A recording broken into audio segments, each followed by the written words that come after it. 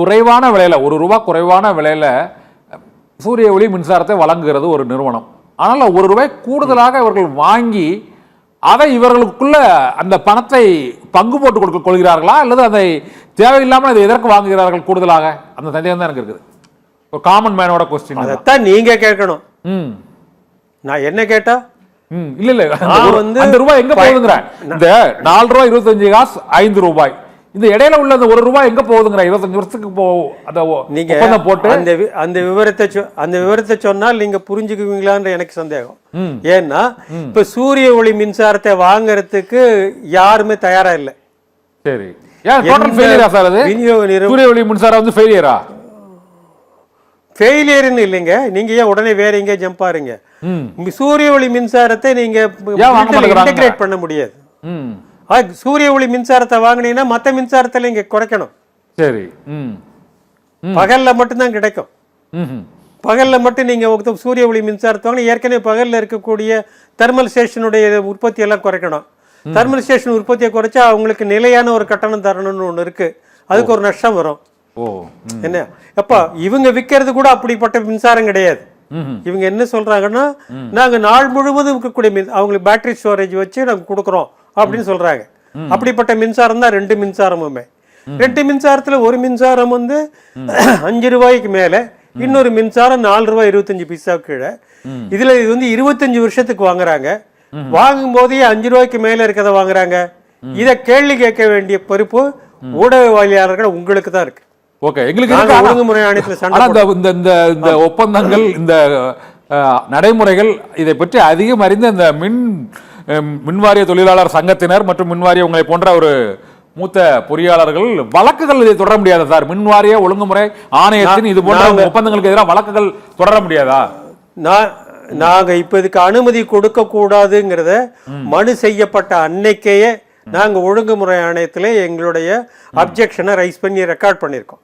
ஒழுங்குமுறை ஆணையம் என்னன்னா கன்சியூமர், அதாவது சாதாரண கன்சியூமர் பேசல பயனீட்டாளர்கள் சார்பில் பேசினார்னா உங்களுக்கு இங்க பேசுறதுக்கு உரிமை கிடையாதுங்கிறாங்க. நீங்க இதுல பார்ட்டியே கிடையாது, அதனால நான் கேட்க முடியாது. ஆனா ஒழுங்குமுறை ஆணையம் எல்லாரையும் கூப்பிட்டு கேட்டுத்தான் முடிவு பண்ணணும்னு சொல்றாங்க. அதிகார உச்சத்துல உட்கார்ந்துட்டு ஒழுங்குமுறை ஆணையம் செய்வது ஒரு ஊழல். இது ஒழுங்குமுறை ஆணையத்தின் மேலே நாங்க ஊழல் குற்றச்சாட்டை கொடுத்திருக்கோம். டிவிஏசின்னு சொல்லிருக்கக்கூடிய ஐஏஎஸ் அதிகாரியிடம் கொடுத்திருக்கோம். 3 வழக்குகளை கொடுத்திருக்கோம். சரி, அவங்க என்ன செய்யறாங்கன்னா இதுவரைக்கும் எந்த விதியும் விசாரணைக்கு எடுத்துக்கொள்ளவே இல்லை. இல்ல நீங்க தொடர்ந்து சொல்லிட்டு இருக்கீங்க இந்த டிவிஏசி என்ற அந்த லஞ்சம் ஒழிப்புத்துறை வந்து இந்த கீழ்மட்ட தொழிலாளர்கள் ஒரு அசிஸ்டன்ட் இன்ஜினியர் அல்லது ஒரு லைன்மேனு இவங்கன்றதான் லஞ்சம் வாங்கினதா பிடிக்கிறாங்க. ஆனால் அது போன்ற பெரிய ஒப்பந்தங்கள் விசாரிக்கக்கூடிய அதிகாரம் அந்த லஞ்ச ஒழிப்புத்துறைக்கு இருக்குதா சார்? மின்சார ஒழுங்குமுறை ஆணையமும் விசாரிக்க முடியுமா லஞ்ச ஒழிப்புத்துறை? எல்லாரையும் விசாரிக்கிறதுக்கு தான் சார் அவங்க ஊழல் தடுப்பு. ஊழல் தடுப்புன்னா எல்லா லெவல்ல இருக்கிறதுக்கு தான் பேரு vigilance and anti corruption. DVAC, director of vigilance and anti corruption. அதனுடைய பொறுப்பாளர் வந்து உயர்ந்த பட்டத்தில் இருக்கக்கூடிய ஐபிஎஸ் அதிகாரிகள். அவங்க வந்து ஒரு கிரிமினல் வழக்கு இது பண்ணனா அவங்களுக்கு ஒரு பெரிய அலுவலகம் இருக்கு, எல்லாம் இருக்கு. இது வரைக்கும் எத்தனை ஐஏஎஸ் ஆபீசர் மேல அவங்க வழக்கு தொடுத்திருக்காங்க? ஒருத்தர் மேலும் தொடுக்க மாட்டாங்க. இவங்க பதுக்கி இருந்து பிடிக்கிற வேலையை மட்டும்தான் பண்ணிப்பாங்க. அதை கீழே இருக்கக்கூடிய இன்ஸ்பெக்டர்ஸ் டிவிஏசி பிடிக்கக்கூடிய வேலை, அதாவது கீழே இருக்கக்கூடிய ஒரு வில்லேஜ் அட்மினிஸ்ட்ரேட்டிவ் ஆபீசரோ அல்லது ரெவென்யூ சூப்பர்வைசரோ அல்லது டிரான்ஸ்போர்ட்டோ அல்லது சப் ரிஜிஸ்டர் ஆபீஸோ அங்க இருக்கிறவங்க மட்டும்தான் ஊழல்வாதின்னு இவங்க மக்களுக்கு காமிச்சிட்டு இருக்காங்க. ஆனா ஊழல்வாதிங்கிறது என்னன்னா இந்த டிவிஏசியினுடைய அதிகாரியே ஊழல்வாதின்னு நான் எனக்கு சொல்லுவேன். நீங்க எப்போ ஒரு ஊழல்வாதியை நீங்க அவங்க மேல நடவடிக்கை எடுக்க தயங்குறீங்களோ அப்பவே நீங்க ஊழலுக்கு உடந்தை ஆயிட்டீங்கன்னு தானே அர்த்தம். நாங்க ஒரு வழக்கை தொடுத்தோம். சொல்லுங்க. நாங்க ஒரு வழக்கை தொடுத்திருக்கோம். பிள்ளை பெருமாநல்லூர் அப்படின்னு ஒரு கித்தருக்கு மின்சார வாரியம் எந்த ஒரு யூனிட் கூட மின்சாரம் வாங்காம 637 கோடி ரூபாயை கொடுத்திருக்காங்க. இதை நாங்க அவங்க கிட்ட சொன்னோம். டிவிஏசியில கம்ப்ளைண்ட் கொடுத்தோம். ஒழுங்குமுறை ஆணையத்துல வழக்கு தொடுத்தோம். ஒழுங்குமுறை ஆணையம் எங்க வழக்கை பார்த்துட்டு அவங்க விசாரிக்க வேண்டிய கடமை அவங்களுக்கு இருக்கு.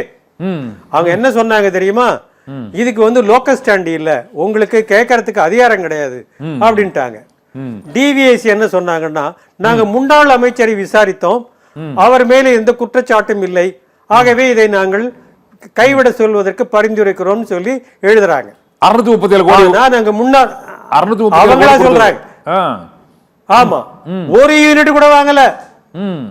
ம். வாங்காமலே அந்த கம்பெனிக்கு கொடுத்திருக்காங்க. நாங்க திரும்ப திரும்ப சொல்றோம், ஐயா நாங்க முன்னாள் அமைச்சர் மேல எல்லாம் சொல்லல, ஒரு குறிப்பிட்ட அதிகாரியை சொல்லி இருக்கோம். நீங்க கேக்குறேங்கிறதுக்காக அந்த அதிகாரி பெயரையும் சொல்லி மறுபடியும் திருப்பி எழுதினோம். இது வரைக்கும் டிவிஎஸ்சி எந்த நடவடிக்கை எடுக்கல, இது சீஃப் செக்ரட்டரியும் நடவடிக்கை எடுக்கல. அப்போ மேல்மட்டத்தில் நடக்கக்கூடிய ஊழலை பாதுகாப்பதுதான் DVSC, director of vigilance and anti கரப்ஷனுடைய வேலை. கீழ்மட்டத்தில் இருக்கிறதெல்லாம் பிடிச்சு காமிச்சு நாங்க ஊழல் தடுப்புக்கு வேலை செஞ்சுட்டு இருக்கோம்னு ஒரு வேலை செய்யறாங்க. அதாவது இன்ஸ்பெக்டர் லெவல், டிஎஸ்பி லெவல்ல என்ன செய்யறாங்களோ அதைத்தான் ஐஜி லெவல்ல இருக்கிறவங்களோ டைரக்டர் லெவல்ல இருக்கிறவங்களோ ஊழல் தடுப்பாக காமிச்சு வேலை செஞ்சதா காமிச்சிட்டு இருக்காங்க. ஐஏஎஸ் அதிகாரிகளும் மற்ற தொழில்களும் சேர்ந்த ஊழலை நீங்க நடவடிக்கை எடுக்க மாட்டேங்கிறீங்க. ஆதாரத்தை எழுதி கொடுக்கறோம்ல, ஆமா, கையெழுத்து போட்டு கொடுக்கறோம்ல, விசாரணையில நாங்க சொல்றோம்ல, நாங்க விசாரணையிலே எழுதி கொடுக்கறோம் இல்லையா, கேட்கறதுக்காக பேரையும் சரி பேரையும் சொல்லி எழுதி கொடுக்கறோம். யார் யார் குற்றவாளிகள் சம்பந்தப்பட்டவர்கள் என்பதை எழுதி கொடுக்கிறோம்.